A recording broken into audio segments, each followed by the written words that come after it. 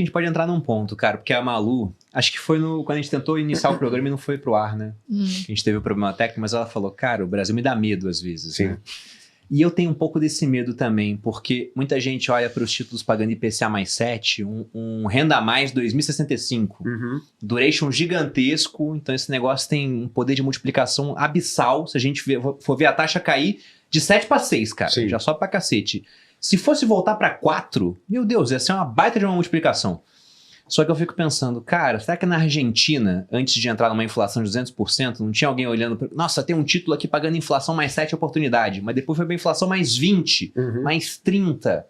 Eu queria saber na visão de vocês se tem um risco da gente se ferrar não nesse desprezível do Brasil ter um problema inflacionário mais pra frente, pelo seguinte, né? Se a gente começa a olhar a situação do Brasil, primeiro que a gente gasta mais do que arrecada. Sim. E aí o governo quer fechar essa conta aumentando imposto. Mas quando ele aumenta, ele já se apressa em gastar mais. Então ganhou um fôlego com o IOF, não, já vamos gastar mais, vamos aumentar. Há 6 novos pacotes sociais que o governo quer aprovar, já pensando em eleição em 2026. Sendo que o Brasil não é mais o mesmo lá de trás, né? Se pega a população, já tem mais gente com 40 anos que com 4. Sim. Então a demografia vai pesar, a Previdência, a gente fez uma reforma, mas se pega lá o gasto com Previdência, que inicialmente caiu, já está voltando a subir, a população está envelhecendo de maneira muito rápida. Eu fico pensando, cara, como é que a gente vai pagar essa conta da Previdência no futuro? Sim. Vai ter que ter novas reformas? Evidente que sim, mas mesmo assim vai ser uma conta muito pesada. Até a dívida pública, se a gente considerar que a Previdência é uma dívida, que a gente prometeu para os aposentados vai ter que pagar, ela é muitas vezes maior do que o PIB. Sim. Porque a gente considera só os títulos públicos, etc. Né? Eu queria saber um pouco da visão de vocês. Se o Brasil pode ter um problema muito grave em termos de futuro, independentemente de quem ganha a eleição, né? Que é uma questão estrutural. Legal. Independentemente de quem ganhe, o Brasil tem um problema. Só que o Brasil tem um problema e faz tempo, né? Que ele tem um problema fiscal. E qual que é a grande dificuldade, ou o que piora esse cenário? Porque desde quando você escuta falar que o Brasil tem um problema fiscal? Ah, cara, basicamente desde que acabou o superávit, lá em 2014. Legal. Então já faz mais de 10 anos, né? E qual que é o ponto? Esse negócio virou paisagem. O problema fiscal do Brasil virou paisagem. Então as pessoas elas não acreditam mais que o Brasil tem um problema fiscal. Porque, tem um problema fiscal há 12 anos, 13 anos. E tá aí, tá de pé, né? E tá aí, cara, no final das contas, olha a inflação média do Brasil aí nos últimos 3, 4 anos, ela tá baixando. Só que qual que é o grande problema, né, do fiscal? Aqui eu vou correr o risco de dar simplificação, mas é para ficar mais compreensível, né? Uma pessoa que ela tem uma dívida e ela deixa essa dívida começar a crescer, começar a crescer, começar a crescer, chega uma hora que não basta mais que ela gaste a mesma coisa que ela ganha. Ela precisaria economizar muito do seu salário, da sua renda anual, para bater um pedaço não desprezível da sua dívida. Por quê? Porque os juros, né, se você tem uma dívida de 50 mil reais e uma taxa de juros de 10% ao ano, você tem de serviço de juros, né, serviço da dívida que a gente chama, 5 mil reais adicionais ao ano.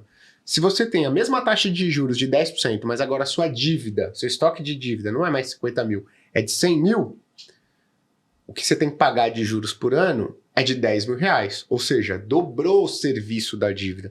Então qual que é o problema? A situação fiscal do Brasil hoje, dado o nível da nossa dívida, ela é um pouco mais delicada do que era lá atrás. Então a gente precisa fazer alguma coisa. Independentemente de quem assuma o governo, se vai ser reeleição do Lula, se vai ser Tarcísio, Ratinho, cara, Zema, qualquer um, vai ter uma situação fiscal muito complicada. Qual que é o problema?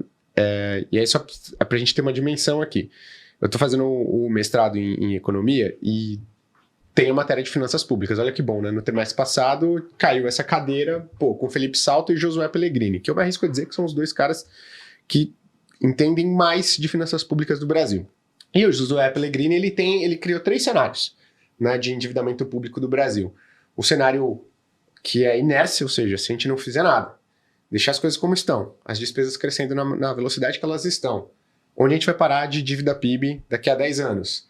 Se a gente faz o básico, né, o básico, o que seria? Seriam algumas medidas como, parar de corrigir a aposentadoria pela correção do salário mínimo, né? Porque o salário mínimo você tem ganho real, quando você corrige a aposentadoria em termos reais também, está dando um aumento, você piora o buraco da Previdência, que já é muito ruim, na casa de dezenas de bilhões de reais por ano. Então algumas coisas básicas E o terceiro seria uma reforma muito relevante, tá? Em 10 anos, no cenário de inércia, você chega com uma dívida PIB de 104%, né, para o Brasil.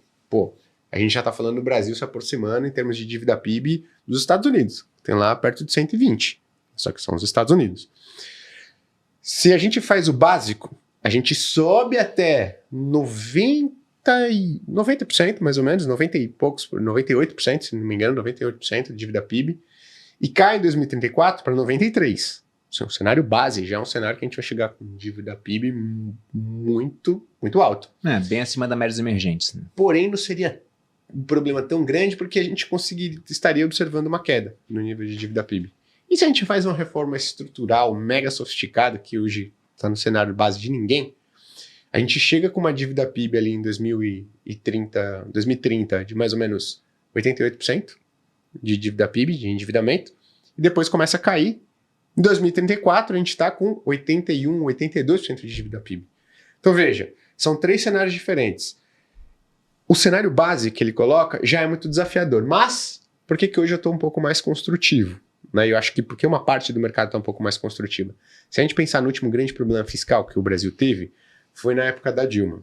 Né? Então, e o que a gente teve ali? A gente teve o pessoal meio que amenizando a situação. Não tem problema, se a gente gasta mais, a gente tem um déficit, o Brasil vai crescer mais, então como o PIB cresce mais, a base cresce, o nosso endividamento público não vai ser tão relevante assim. Foi pela culatra. O que aconteceu?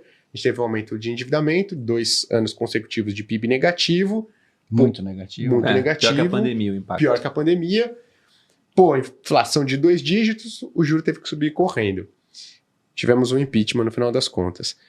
O pessoal que estava envolvido no governo, Dilma, ministro da Fazenda, ministros relevantes, acho que hoje morreram politicamente. Né? Você vê que fica encostado em um cantinho ou outro ali. Teve um impeachment, teve perda relevante na base no Congresso. Então acho que hoje o base, pelo menos eu tenho uma convicção de que as pessoas acreditam que precisa ser feito. Por quê? Se não for feito, a gente vai ter um problema similar ao que tivemos no Dilma II. E que se isso acontece, quem está no poder, não interessa quem, vai sofrer as consequências de ter que chegar publicamente toda semana e você está com uma inflação acima de 10% ao ano. Você vai ter que subir os juros, hoje está no patamar de 15%, talvez ele permaneça elevado, ou talvez tenha que subir ainda mais acima desse patamar. Você vai ver a economia caindo, o desemprego subindo em níveis alarmantes, e você vai ter que dar a cara a tapa. O que vai acontecer? Muito difícil você reeleger ou contar com algum apoio no Congresso depois de você ter isso. Então, estou um pouco mais construtivo por conta disso e por conta também de que parece que hoje tem uma abertura bastante grande desses economistas, desses caras em falar de possíveis espaços ou caminhos para o Brasil não explodir. Tá? Tanto em qualquer governo, em qualquer poder, você percebe que esses caras, o Salto, o Josué Pellegrini e outros caras especialistas em contas públicas, parecem ser bastante acionados para entender quais os possíveis caminhos do Brasil. Então, é um desafio? É um desafio, mas parece que hoje existe uma convicção maior de qualquer partido de que alguma coisa precisa ser feita. Ah, vai ser feita agora? Pô, não vai ser feita agora. A gente tem eleição no ano que vem. Então não dá pra gente ser ingênuo também. Vai ser feito no primeiro ano do próximo governo e acabou. Exato. Então tem que assim, né? Exatamente, é sempre assim, né? Então não dá pra gente acreditar que vai ser feito no ano que vem. Sim.